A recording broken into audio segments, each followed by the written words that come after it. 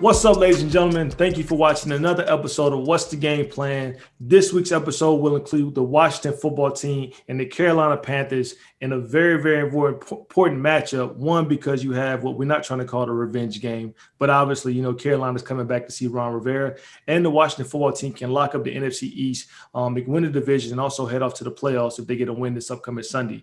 The game's been flexed to 4 o'clock. To me, that means it's very important for everybody to watch. In my opinion, that's how I feel.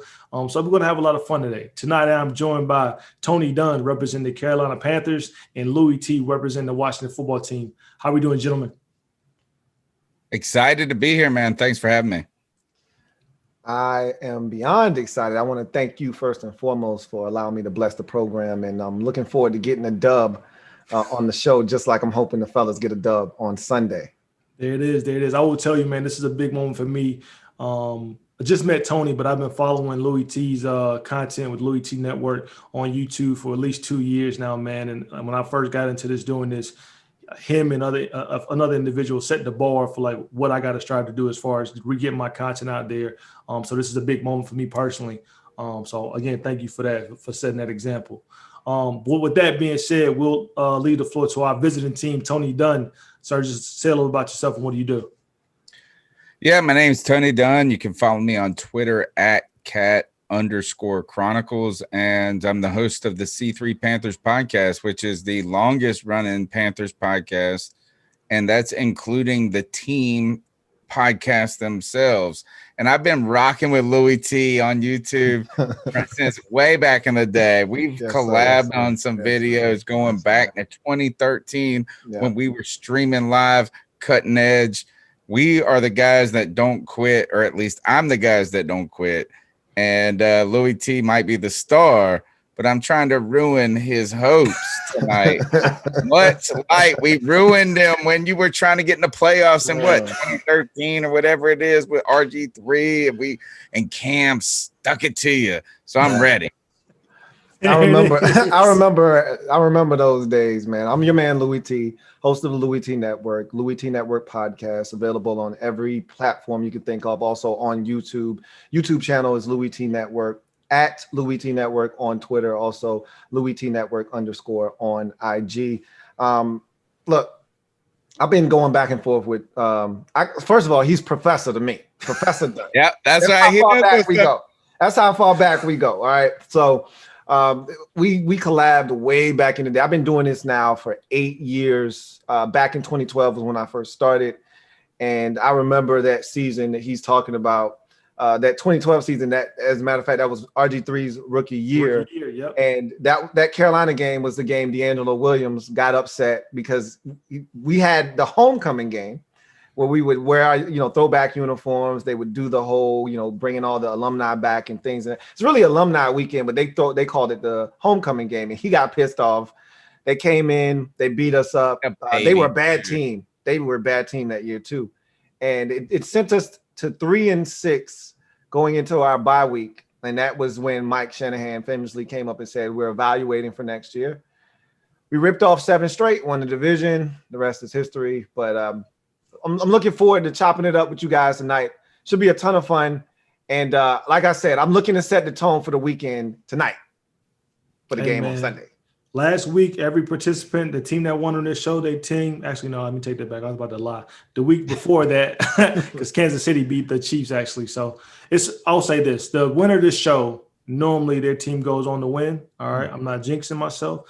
That's usually what happens. So we'll see what happens here tonight. All right. So if you watch the show, you know the rules. All right, we go through 4 fast round questions where we pull from all data analytical sites, Sharp Football Focus, Pro Football Reference, Pro Football Focus, the Football Outsiders, and we quiz our participants on their opposing team. After 4 quarters, in the event that we're still tied, we go to what we call XFL overtime, where we have 3 trivia questions, and our participants will answer about their specific team. All right, if they choose 1 point, it's usually a layup. If they go for 3, then they got to dig in the bank because it's usually supposed to be hard. All right, so if there's no questions from our participants tonight, none. Ready to go. Here we go. Tony, as the visiting team, you get to decide whether or not you want to field the first question or defer to the second half. I want the ball, bro. Hey, man. Hey, Tony wants to go down and score, man. We ain't wasting no time here tonight, ladies and gentlemen. I like it. I'll tell you, we don't have that a lot. So here we go. First quarter. Tony's on the clock. What's the game plan? Tony, your first quarter question. Quarterback Dwayne Haskins, during a Week 15 loss against the Seattle Seahawks, showed ups and downs throughout the game. If he is to be the starter against the Panthers, he will have to excel by not only getting the ball out fast, but making smarter decisions. We know he had 2 bad interceptions in the Week 15 loss. All right. According to Next Gen Stats, what is Haskins' intended air yards? Is it A, 6.6 yards, B, 4.5 yards, C, 8.9 yards, or D, 7.8 yards? Give me the 6.8 yards. So the options are A, 6.6 yards, B, 4.5 yards, 8.9, and 7.8. All right, then I'm changing it now to 7.8. All right, so Tony jumps out the gate, D, 7.8. And he's wrong, ladies and gentlemen. The answer is, in fact, A, 6.8. I thought you was going to stick with that. Right? All right. Okay. So you was headed there, but you changed it. All right. So the answer is A. He threw the ball for 55 times for 295 yards. His completed air yards during that game was 5.3. All right. So when he keeps it underneath and gets it out fast, we saw they were successful. When he tries to force it downfield, unfortunately, that's when we got the 2 interceptions. So he bode well keeping it underneath this upcoming week as well. All right, so the Carolina Panthers failed to put up any points in the first quarter. Let's see if Louie Tee can take a 7-0 lead here with his first quarter question. Are you ready? Go with your gut, Louie. Go with your gut, bro. Here we go, Louie, your first quarter question. The Carolina Panthers' primary personnel grouping is 11 personnel. So 1 running back, 1 tight end, 3 wide receivers. Mm-hmm. They operate out of that 58% of the time, where they are passing the ball 72% of the time in that formation. What is their yards per attempt out of 11 personnel when they throw the ball, according to Sharps football stats? Is it A, 8.3 yards, B, 7.1 yards, C, 7.9 yards, or D, 6.5 yards? I would go with C, 7.9. All right, Louie Tee picks C, 7.9 yards. And that's how you jump out to a 7-0 lead, ladies and gentlemen. No, correct. Really? Yes, that low? Wow. 7.9 yards when they pass the ball. Well, the only one, yeah. So out of that one, they have a 93.9 QBR, 10 touchdowns, 7 interceptions, and they've given up 18 sacks. The sacks are important because we know what Chase Young and Montez Sweat can do. And people sleep on Jonathan Allen and Daron Payne as well, but we got some disruptors up front. So, well, I just remember the fact that at one point they had the best tandem of receivers in terms of yards with Robbie Anderson and DJ Moore. So I'm like, it's got to be pretty high. It's got to be a substantial amount. Still, it's usually all after the catch. Yeah. There it is. So we got a 7-0 lead coming out of the first quarter. Let's see if Tony. I told you should have sent him his shirt already. already has a 7-0 lead here. Tony, are you ready for your second question in the second quarter? Let's go. Here we go. Running back Jaden McKenzie has turned more into a more complete role with the absence of Antonio Gibson. Over the last 2 weeks for the Washington football team, he has averaged over 50 yards rushing and over double-digit carrying attempts, right? So he's been more of a complete back when he's normally just a third down back. According to Pro Football Reference, what is McKenzie's average yards per touch? Average yards per touch. Is it A, 4.7 yards, B, 5.7 yards, C, 6 yards, or D, 6.5 yards? Give me B.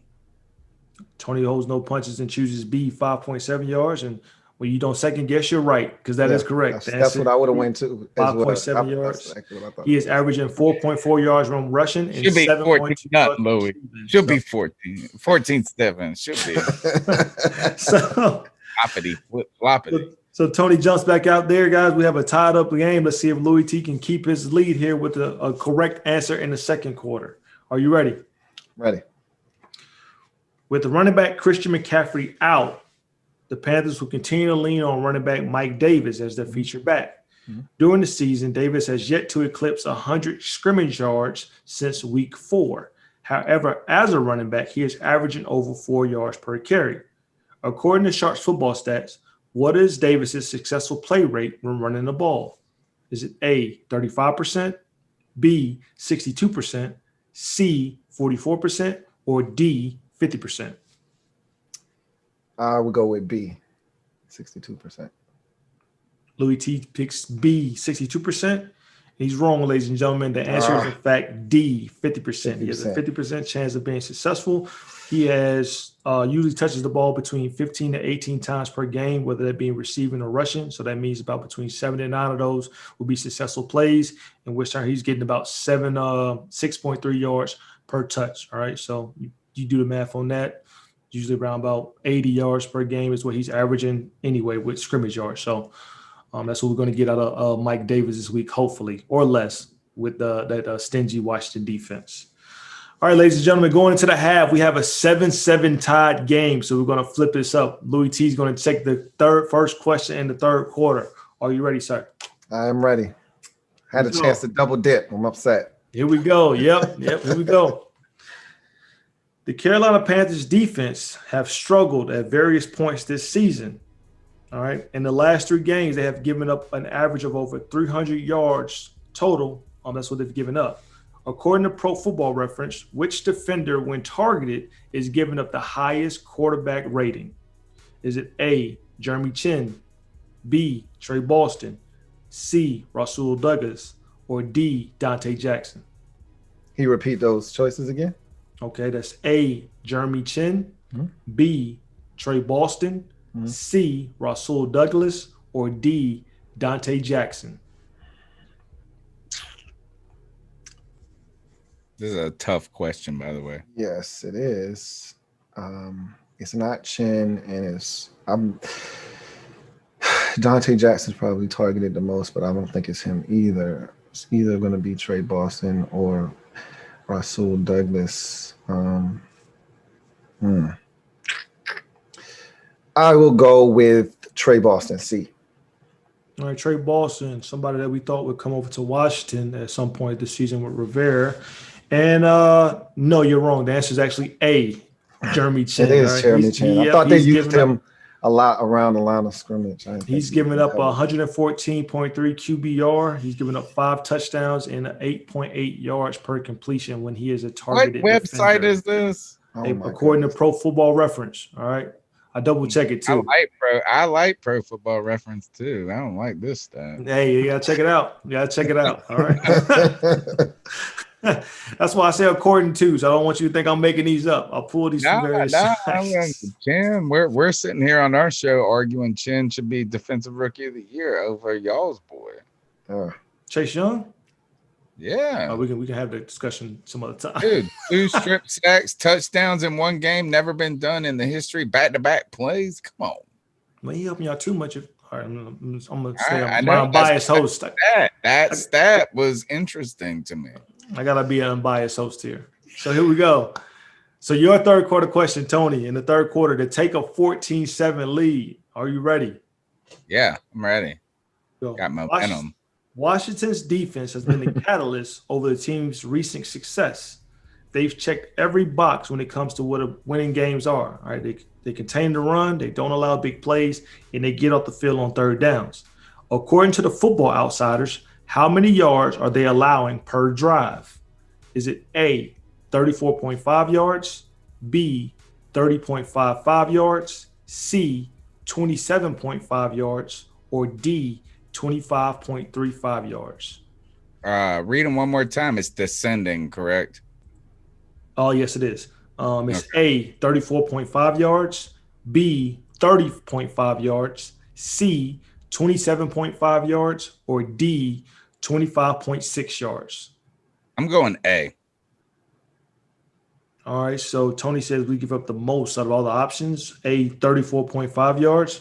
I'm sure that's what he's hoping we do, but it's in fact wrong. The answer is C, 27.54 yards, the third best in the league. All right. Carolina is averaging offensively 38.1 yards per drive. So already you got some tug and pull there when it comes to the numbers. They're getting more yards than Washington's allowing. Your defense gonna eat. Don't worry. Somebody has to. Somebody's going to have to. All right. They also have a 40.4 conversion rate on third down, whereas Washington's only allowing a 37.4. All right. So digging in that number there, that's another specific key that's going to say which team here is going to win that battle. All right. Are we tied up, right, Louie? Yes, 7-up. Yes, sir. Headed into the fourth quarter, we got a tied game. The Ron Rivera game, right? Hopefully we can manage the clock. You just want to get to the end. Here we That's go. right. Have a chance.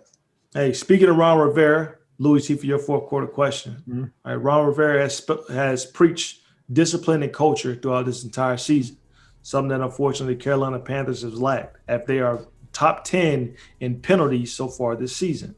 How many penalties do they have when playing on the road? Is it A, 43, B, 52, C, 48, or D, 39? I'll go with B, 52. So Louie Tee chooses B, 52. He's wrong, ladies and gentlemen. The answer is in fact A, 43. Yes, they have 105 total, which would make them 6th worst in the league. 30 of those are done pre-snap. Yep, so they are a lot worse at home, but they're totally bad in the league. But Louie Tee's left the game open for Tony here. Let's see if he can put the game away here and get a 14-7 game. Not a hoodie. I want a T-shirt. I don't get a hoodie. Oh yeah, we got to go undefeated. We got to get all 4 questions right. Here we go to win the game 14-7, or we're headed into overtime, ladies and gentlemen. Are you ready for your fourth quarter question? Yes, sir.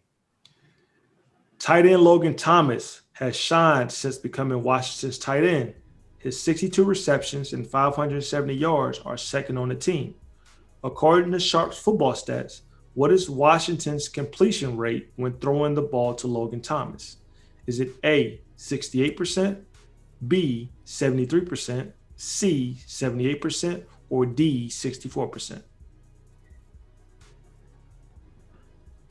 I'm going to go the highest. C, 78%? Yeah. All right, so Tony wants to go for the win for C, and we're headed to overtime, ladies and gentlemen, because the answer is A. The next one down? No, it's A, 68%. All right, he is averaging 6.3 yards per reception, 49 successful play rate, and he has a QBR of 94.1. Something also to note, Carolina is in the bottom 5 with yards allowed to tight end. So if you are into fantasy, Logan Thomas may be somebody you look at putting your lineup if you're in the playoffs. Not if you heard he only gets 67 rather than 78. No. Hey, our quarterback has some struggles there as well. But ladies and gentlemen, we're going to overtime here. All right, we're headed to overtime with the 7-7 game. All right, Louie Tee, as the home team, now you can decide whether or not you want to field the first overtime question or let Tony take it first. I will let Tony take it, so I know what I got to do. There we go, smart man. Tony, 1, 2, or 3? How many points? I get to pick a question? Oh, yeah, you get to choose for 1 point, 2 points, or 3 points. 1. Okay. Oh, wait. All right. So I either go for 1, 2, or 3 points. Yep. 3 being the most difficult, 2 being moderate. And 1 being pretty easy, I guess. Now, this one is about your team. About your specific team. Yep, exactly. I want 3. Give me 3. Ooh, okay. Going for a gush. I've already missed 3 questions, so might as well miss 1 more. Here we go. The Carolina Panthers for 3 points, right? First inaugural season was in 1995, right? Who was the first ever player cut by the Carolina Panthers? Oh, God. Lamar Ball. Are you serious? I think he was on the team in 1990. You said Lamar Ball. Isn't that the dad? He said Lamar. Oh, I thought you said LeVar Ball. I was like, what? We're just going to throw the question away. Ball. Lamar Ball. Okay. I don't know who the first player that was cut, but he was on that team, on the practice squad. So I'm saying Lamar Ball. All right, so we're going to get the answer wrong here. The first player cut ever was actually WCW great Bill Goldberg. Was the first player ever cut by the Carolina Panthers in that 1995 I'll be here all season. night, Louie Tee. Good God. All right. Hey, I told you got to dig in the bank. You jumped out. I'm going to take a 1-pointer, man.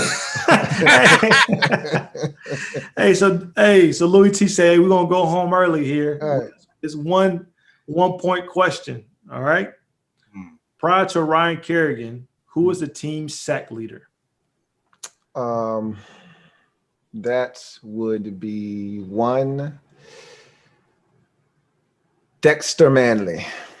And there it is, ladies and gentlemen. With the 8-7 win, Louie Tee takes the game. Woo! Dexter Manley was with 91 sacks. He played from 1981 to 1989. Ryan Kerrigan broke the sack record week 1 of this year before taking over. So, ladies and gentlemen, there's our final. We have an 8-7 victory here by Louie Tee. Sir, the floor is yours for a victory speech. I wish I could have performed a lot better. However, a win's a win's a win in the National Football League. And so I'll take it any way I can get it. Hopefully the fellas are able to do the same thing on Sunday.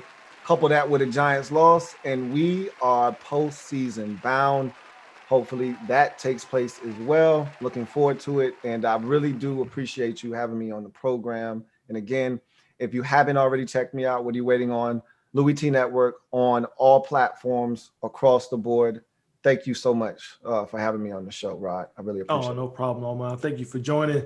Tony, you don't get a victory speech, sir, but we will ask you what you think your score prediction is for the game.